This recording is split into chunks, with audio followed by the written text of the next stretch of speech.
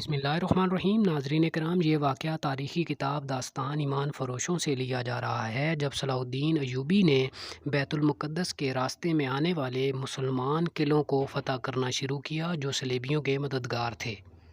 6-7 دسمبر 1174 کی رات کو ہر اول دستے نے دمشق سے کوچ کیا۔ وہ رات بہت ہی سرد تھی، یخ بستہ ہوا چل رہی تھی جو جسم کو کاٹتی تھی۔ سپاہی اور گھوڑے ان تیز ہواؤں کے عادی ہو چکے تھے۔ ہر اول دستے کے کمانڈر کو بتا دیا گیا تھا کہ دیکھ بھال کے لیے ریکی کا دستہ پہلے ہی روانہ ہو چکا ہے۔ اس کے سپاہی وردی میں نہیں تھے، وہ مسافروں کے بیس میں گئے تھے۔ سلطان ایوبی نے انہیں یہ ہدایت دی تھی کہ تیز رفتار قاصد پیچھے آ کر ہر اول دستے کے کمانڈر کو آگے کی اطلاعات دیتے رہیں۔ ہر اول دستے کو ہماتا کے قلعے تک جانا تھا جہاں کا قلعہ دار جودرک تھا۔ کمانڈر کو سلطان ایوبی نے بتا دیا تھا کہ ہماتا کا قلعہ بغیر لڑے ملنے کا امکان ہے، لیکن وہ کسی دھوکے میں نہ آئے۔ وہ قلعے سے موزوں فاصلے پر رک جائے اور دیکھے کہ قلعے والوں کا رویہ کیا ہے۔ اگر جودرک صلح کرنا چاہے تو اسے قلعے سے باہر بلایا جائے اور سلطان ایوبی کے آنے تک اس کے ساتھ کوئی سمجھوتا نہ کیا جائے۔ سلطان ایوبی نے دیواریں توڑنے والے تجربہ کار آدمیوں کی ایک جماعت کو بھی آگے بھیج دیا تھا۔ اول دستے کی روانگی سے 3-4 گھنٹوں کے بعد 2 زیادہ نفری کے دستے اس طرح روانہ کیے گئے کہ ایک کو اول دستے کے دائیں اور دوسرے کو بائیں رہنا تھا۔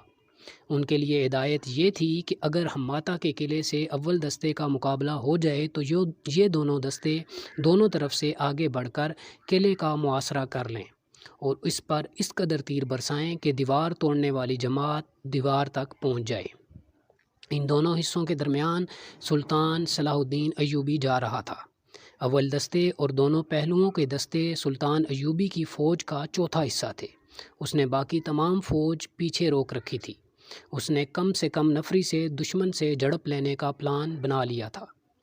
رسد کے لیے اس نے چھاپہ مار دستے پھیلا دیے تھے۔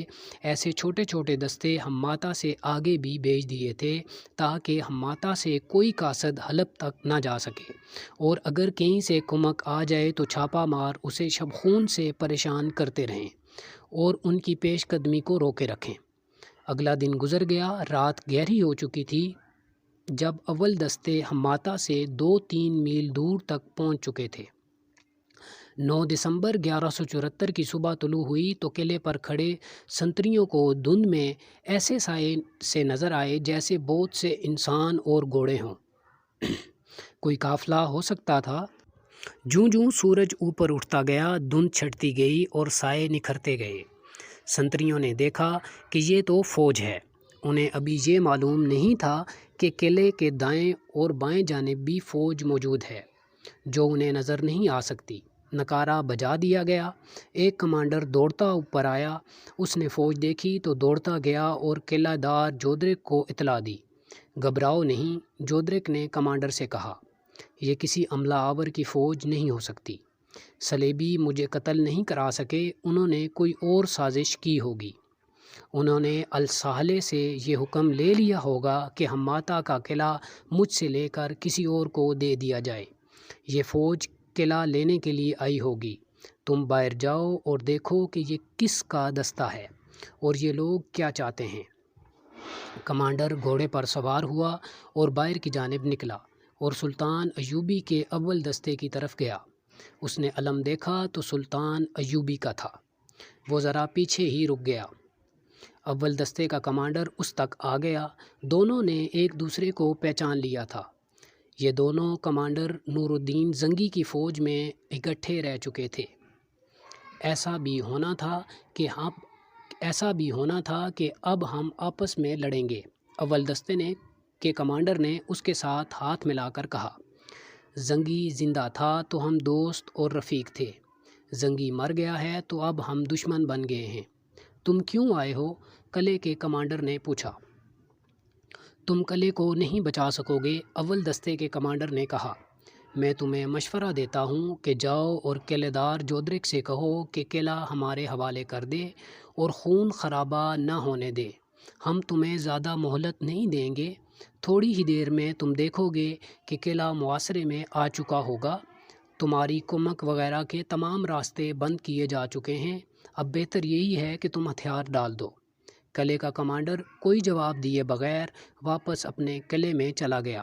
اس نے جا کر جودرک کو بتایا کہ صلاح الدین ایوبی نے حملہ کر دیا ہے اور وہ ہتھیار ڈالنے کو کہہ رہے ہیں، یہ دستے اسی کے ہیں۔ جودرک نے چلا کر کہا، قلعے سے جھنڈا اتار لو، سفید جھنڈا چڑھا دو، سلطان صلاح الدین ایوبی آیا ہے۔ وہ دوڑتا باہر نکلا اور اپنے گھوڑے پر بیٹھا اور قلعے سے بھاگتا ہوا نکل گیا۔ سب سے پہلے وہ اول دستے کے کمانڈر کے پاس پہنچا۔ سلطان صلاح الدین ایوبی کیونکہ بہت پیچھے تھا، جودرک ایک رہنما اور اپنے محافظوں کو ساتھ لے کر سلطان صلاح الدین ایوبی کے ہیڈ کوارٹر کی طرف روانہ ہو گیا۔ سلطان ایوبی نے جب جودرک کو دیکھا تو گلے لگا لیا۔ جودرک نے اس سے معافی مانگی، ان دونوں کے درمیان کچھ جذباتی باتیں کی اور قلعہ اپنی فوج سمیت سلطان صلاح الدین ایوبی کے حوالے کر دیا۔ سلطان صلاح الدین ایوبی جب اپنی مرکزی کمان کے ساتھ قلعے میں داخل ہوا تو اس نے سفید جھنڈے کی جگہ اپنا جھنڈا چڑھانے کا حکم دیا۔ جودرک نے قلعے میں مقیم فوج کے چھوٹے بڑے کمانڈروں کو سلطان ایوبی کے سامنے بلایا اور کہا کہ تم سے ہتھیار نہیں ڈلوائے گئے، تمہیں کسی نے شکست نہیں دی، اپنے سپاہیوں سے بھی کہہ دو کہ وہ اپنے آپ کو شکست خوردہ نہ سمجھیں، ہم سب مسلمان ہیں، اب ہم صلیبیوں اور ان کے دوستوں کے خلاف لڑیں گے۔ آپ کو ہمارا یہ واقعہ کیسا لگا ہمیں کمنٹ سیکشن میں ضرور بتائیے گا۔ اگر آپ ہمارے چینل پر نئے ہیں تو کائنڈلی ہمارے چینل کو سبسکرائب کر دیں۔